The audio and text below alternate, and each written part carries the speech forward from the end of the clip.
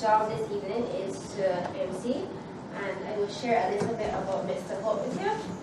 Mr. Hope is a business consultant. He's also a small entrepreneur, a BYBT mentor, managing director of CARITEL and the Hope Communications Inc. His core business areas are marketing and public relations, energy solutions, internet services. And we have another presenter, Ms. T. Amorski. She is the business development manager with the Caribbean LED Lighting Inc. So without further ado, sit back, relax, and Mr. Hope. Thank you very much. So I have to run off, Jeff. Good to see you again. So today we're going to have a very relaxed session where we have a bit of fun. I thought we'd focus on two areas. One is energy conservation, but it's very, very critical. We tend to miss that a little bit sometimes. We think about solar panels and batteries and all that sort of stuff. But energy efficiency and conservation is actually a very, very critical area where you can save tons and tons of money before you even think about getting into energy solutions. So, so it's going to be twofold really. You know, I want to talk a little bit about energy conservation, and then we want to go through technologies involved in mainly photovoltaic solar systems in two different types. And I know some people are going to ask about how much it's going to cost. We'll try to see how we can tweak that a little bit. The usual energy tip, we tend to leave on our radios and television sets and all that sort of stuff. We turn them off, right? Or you actually leave them plugged into the wall, and then they just, everybody ever heard of something called phantom power? Yeah. You know all about it too? Alright, so while it's there, the radio's turned off, yeah? The television's turned off, okay? It still sucks to use the energy, which you don't necessarily think it is using. And again, it all adds up. Minutes, hours, months, years, it all adds up to money, yeah? There are a number of ways of dealing with phantom power. And there is,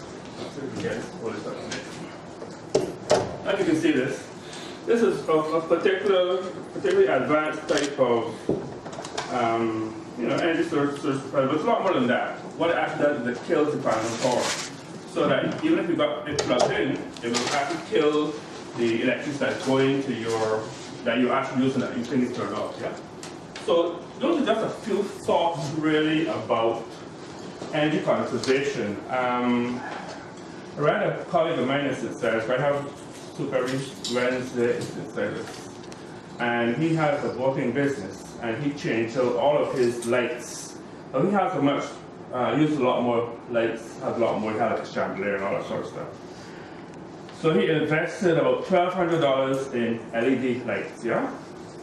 And within about 6 months or less, he actually made back all the money that he had invested in LED lighting. So I just want to leave you with the understanding that there is tons and tons of money that you can actually save simply by using a number of energy conservation approaches. Yeah? If I ask a question essentially about how do you assess your usage and auditing and that sort of thing. So there are two ways you can do it. You can go to some companies and they'll charge you a lot of money to do it for you, and they'll bring in all the technology and they'll work on the numbers and bring back very excellent data for you. $5,000 later. Or you can go to other companies that will not charge you $5,000 and get the same thing, okay? Yeah. Or if you're a small person, as Jim mentioned, you can get one of these devices here, or some friend who has one. What it basically does, as she mentioned with her iron, she was able to see how much she was actually using. So this measures, you just plug it straight in, then you plug in the appliance. It could be your fridge, whatever, electric, whatever, and it will actually tell you over a period of time how much, very quickly, really, how much wattage that unit is actually consuming. So you can figure out whether it's really an energy hog, or whether it's a very efficient unit, but more importantly, you would know exactly how much watts it is it's providing, okay? Good. So then you can work on the numbers. What you would do is you go through and you find out all the appliances in your house if you want to go through that meticulous way. Find out all the appliances in your house, work out all the numbers, right? Yeah, you know exactly how much each appliance, the toaster does this, and the iron does this, and whatever. And then you can work out the usage periods. So if you know your lights are on for 6 hours a day, or you press for 20 minutes or half an hour a day or whatever, then you can then start to work, calculate. If you want to do your own audit yourself, what your usage is, because energy is really primarily about usage, understanding your usage. And your usage will be different from my usage, from that person's usage. You might have a large business, small business, individual entrepreneur, you do your soaps or whatever, you still have to use energy to boil your soaps or materials or whatever it is, lights and everything else. Yeah? So it's very important to us to understand the usage that we have, and then we can figure out how can we conserve, how we can cut down on this usage. Yeah? What? Anyway, this is contraption over here. Alright, so basically, there are two basic types of solar photovoltaic systems. They're the ones that are tied entirely to light power. So that when a few nights ago, I was on the net, we were having a business meeting online, and the lights went out. But I had a backup system, so we were still able to continue our meeting because somebody was in Washington and professors were in this place, and etc. But all the other partners and board members locally were not able to take part in that meeting because they didn't have a backup system. So there's basically two systems. There is the system that's tied to Barbados Light and Power, and there's the off-grid system. If you tie to Barbados Light and Power, when Barbados Light and Power shuts down, the light in your fridge shuts down.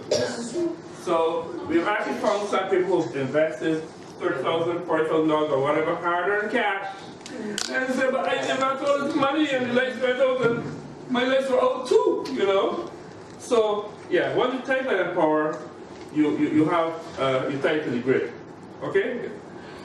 Now, it would be cheaper, of course, to be tied to the grid because there are basically 4 components in any system. But let's just see if I can turn this on to see if it works. Plug somewhere. Yeah, it actually works. And if you actually had your kind of bright, right? LED. And if you actually had your charger, you could actually come and plug it in here and it would work as well. So there are 4 basic components in any system, depending on what type of system you have. We all know what panels look like. We put them on the roof, we put them to stand up angles or poles or whatever. We all know what panels look like, yeah? So you have the panels on the roof, some on the roof. They then come to be connected to, can you see this little blue guy down here? Little blue guy down here, contraption. Right, that guy is what we call a battery charge controller. And bear in mind that the energy that's coming in off the sun, right, has to be changed so it can work with all your appliances. Yeah? But your appliances are different from what you're getting from the sun. So you need a device that's going to help change some of these things around for you. Quick question. When you turned it on just now, was it using the ambient light in here to do what you did? No. It is stored energy. Right, stored energy. It was exactly how it would have worked if you had a off-grid system. The other night when the power went off. So you have your panels 1, 2, 20, 50, 15, whatever. Connect your battery charge controller, right? Now this battery charge controller is a very important device because it does 2 things. One, it helps regulate the batteries. Because battery charge control is not connected to the batteries for storage. If you have off-grid, if you have an off-grid system, you have to have batteries. Yeah. So the battery charge control is connected to your batteries. And what that does is it helps to ensure that they last long. Because if you don't have a battery charge controller, you will just pump a lot of energy into your batteries and they will go bad very, very quickly and all your investment goes down the road. Okay? Alright, so we come for the panels on your roof, we come to battery charge controller, panels connect battery charge controller, battery charge controller connect to your batteries, so the energy comes from the sun, flows through onto your batteries. Batteries are topped up, battery charge controller makes sure that they do not, they're not damaged. Yeah? Yes. And then the energy now, you have it connected, your battery is connected to an inverter, right? And the inverter is at this point now, that the inverter can address the type of appliances that you have. Because different types of energy flowing through, they have to be converted so that your fridge now can plug into the inverter, yeah? Now, each of these technologies is a science. but they're panels and they're panels. About 4 years or so ago, the price for panels started coming down. Right now, if you get tier 1 panels compared to tier 2 or tier 3, if you know, most people are not going to tell you if you're buying tier 2 or tier 3. Tier 3 is kind of junk. Tier 3 is almost junk. Tier 1 is really the best quality panel you want. If you get a really good, reliable tier 1 panel, that can last up to 25 years. Yeah? So it's a good investment. The prices have been coming down, they keep coming down. Yeah? The battery charge control now is, again, by charge control and by charge controllers. The some are very simple, they're not very efficient, they will do the job, but they're not as efficient as others. Depending on how the quality of your battery charge controller, you'll have far more efficient flows of energy from the sun into your batteries. So, for example, if you have your, let's say, 4 panels or whatever, and I'll say from 8 o'clock in the morning when the sun starts to come up until about 3:34, 4:30, whatever, a very good battery charge controller will mean that you will get much more energy flowing into your batteries quicker than compared to a cheaper one. How are you dealing with the heat? Heat. Yes. Very good. If you're storing all that energy, it's generating heat. Yeah, but it depends on where you're going to store it and safety and that sort of thing. Yeah. You're not going to put them under your bed or next to your bed as some people do, because you know they're not very safe. And when you install, of course, you make sure the electricity installs all those special appliances to make sure that they're kind of as safe as they can be. Yeah. But more than likely, you're going to have them probably outside, a nice waterproof box or whatever. You're going to, or even if they're inside somewhere, you're going to at least try to get them the venting, some sort of venting done somewhere else. Yeah. So typical battery storage is not what is displayed here. This is just a demonstration model. Demo system. Okay. Right, okay. But a battery, a typical battery is what? How? Well, you could have, you could have 100 watts, you could have 200 watts. Depends on, again, it can boils back to, first of all, identify your usage and your needs. Right? If you, and what your wants are, what your income is. Right. We all tell people, start small and grow. If you don't have all the money to do it right now, just like Kimor and her bulbs, right? If you can't outfit your entire house tomorrow, start as I did, 2, 4, 6, 8, and said work on those key areas first of all. But so this is essentially four items that go in the panels, the battery charge controller, the batteries, and the inverter. Now, if you have a grid-based system, you don't need batteries, so you don't need storage. You're not going to need an inverter, so you can cut away from some of those costs, right? But again, remember, grid tie means up with the grid, down with the grid, yeah? If, however, now you want to get into a battery-based system, that means that whenever it's black and dark and everything else, you inside you have your lights and your chicken farm is still working well and your fridge is still working, etc., etc.